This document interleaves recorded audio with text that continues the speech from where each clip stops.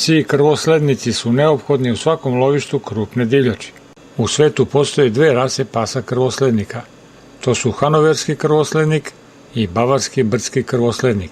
Za rad po tragu ranjene divljači uspešno se koriste i jazavičari, pre svega oštrolaki, zatim brak jazavičari, lovni terijeri, gonići, nemački oštrolaki i nemački kratkodlaki ptičar, a ponekad i retriveri, kao i pojedini primjerci drugih lovačkih rasa pasa. Pomoću sveže kože grla krupne divljači načini se kraći trag, odnosno vlečka, u početku pravolinijski i na dužini od svega nekoliko desetina metara. Ova tromesečna štenad oštrolakog jazavičara bez većih teškoća je uspešno uradila vlečku kože divljeg nazimeta koja je imala dve oštre krivine. Kasnije, kada pod raste, postepeno se navikava na tragačku ogrlicu ili naprsnjak i na tragački povodac, dok se duž traga kapa po nekoliko kapi krvi na svaka dva koraka. Na početku veštačkog krvnog traga i na krivinama traga ostavi se nešto počupanih dlaka sa kože. Na pogodnom rastinju, na početku i na krivinama traga stavljamo kontrolne oznake radi lakše kontrole tačnosti praćenja traga.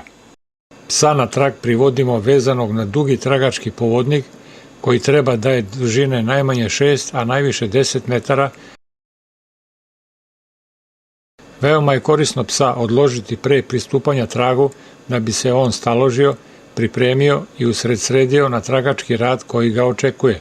Najbolje je ako pas pronađenu divljač urođeno oblajava sve do dolaska svog vodiča. Dobar krvoslednik srčano brani pronađenu divljač od nepoznatih osoba. Trag ranjene divljači dobar krvoslednik uspešno prati i do 40 i više sati nakon ranjavanja, pa i posle obilnih padavina, i to kako danju, tako i noću.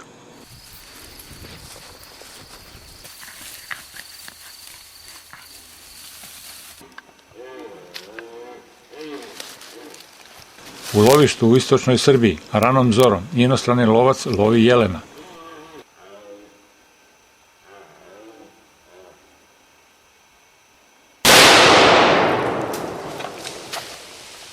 Krv je svetle boje i u početku vrlo obilna, ali ubrzo skoro sasvim nestaje na tragu.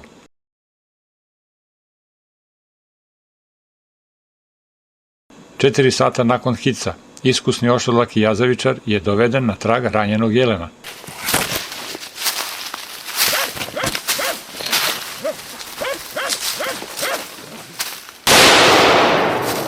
Jel gotov?